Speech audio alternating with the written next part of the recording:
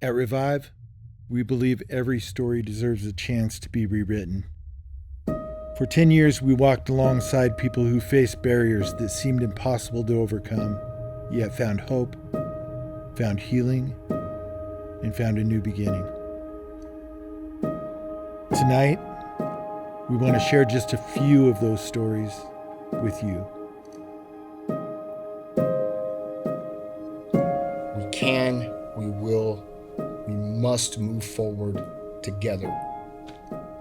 I work as the executive director for the Revive Center for Returning Citizens and the grassroots organization I Did the Time.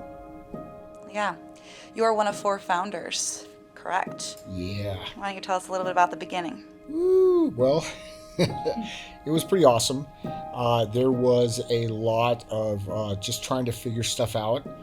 I believe we started out with one house when I came aboard, and it was just, there was this real desire for everything to be person-centered, and I think that there was this real interesting kind of interaction where it was such kind of a new concept that people didn't really know what person-centered really looked like in real time. And so it was really a wonderful learning curve. And I say wonderful, which doesn't mean it was perfect. It was actually, in the long run, when we take a look and we go back to how we went about it, we had the right intentions and some of the right approach, and we also were very aware of that, we're in process about this too. And that was just beautiful. And at that time, though the main foundation for this whole family of organizations that we have now, love to call it that, the Revive family of organizations, was the grassroots organizing I Did the Time.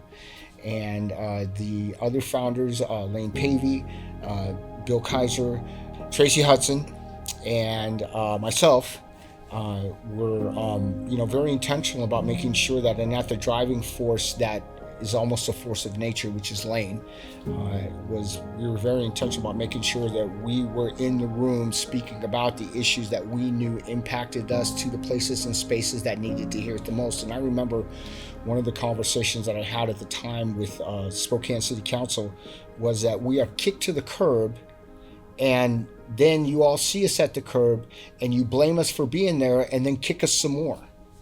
And so we were acutely aware of that very manifest dynamic occurring through multiple levels of systems that dealt with the justice-involved population. And so we were, as a collective, very determined to make sure that we were a powerful voice, and not just a local collective powerful voice, but a statewide one.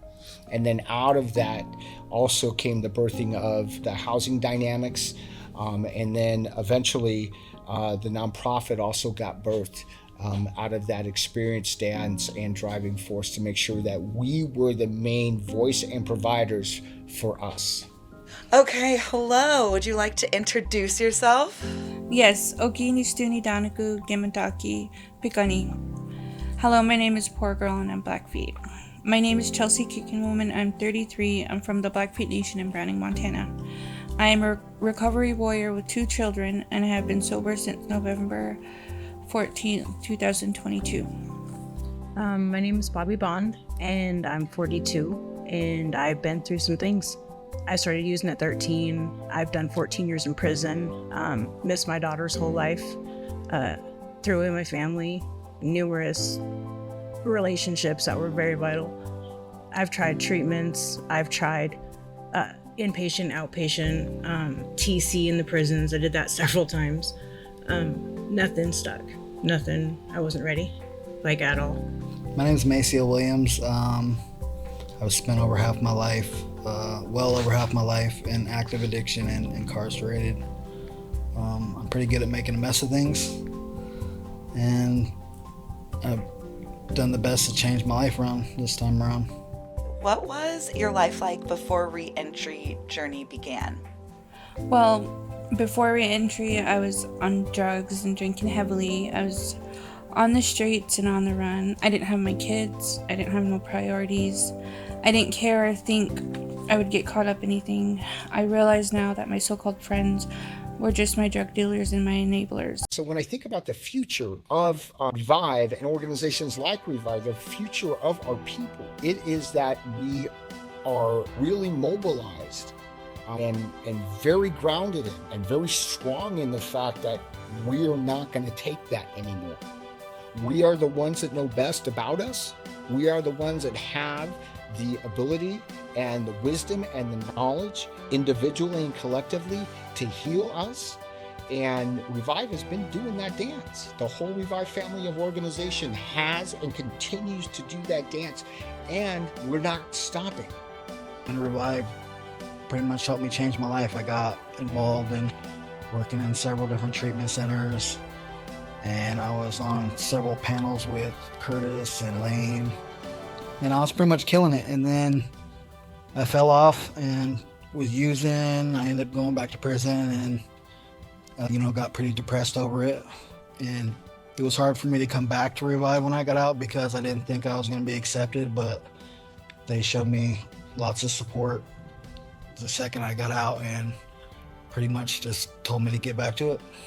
I was nervous about locating a house as a convicted felon. Then I heard of Revive. I called and set up an appointment for intake. I was assigned to a housing specialist and she was so nice and kind. Tiffany Crawford is the best and a natural, relatable supporter. I felt connected. We looked around at many different locations, and even when I didn't search, she still was. So I call her my adopted mom, Phyllis Tatsy. She's helped be there for me over half my life, actually. Her sons and I are best friends. They're my brothers. That's my family. I mean, I stopped by Revive just to say hi, because it feels like kind of like a family home. It's like everybody friendly there, from Caitlin, the front desk, the first face you see, to everybody that works there. I can't name off anybody separately. Really, everybody really helps, and like I said, they walk beside you, but at the same time, they let me stand on my own 2 feet too. So. Yeah. I now work for Revive, and that's like the hugest blessing I've gotten in so long. To have such a good job with something I believe in, and something that I can connect to so vividly from lived experience. It's given me hope back, and it feels amazing. Revive was like part of my stepping stone, so I went to treatment and then to Revive and then to college, and then it's still a part of our life. And I always think about it, how in the heck did we get into a brand new house? Nobody lived there before us. It's a brand new complex. We were first ones in the building. I was now how in the heck did we do this? And I was it was Revive who. I've completed treatment. I drive my dream car. I got that within 6 months of being out. I've gotten married, went to Hawaii for a honeymoon. I got a really good job. Everything's just real good in my life. I don't ever want to go back to using, because this whole journey is just amazing. Thank you for standing with us and for helping us write the next chapter of Revive.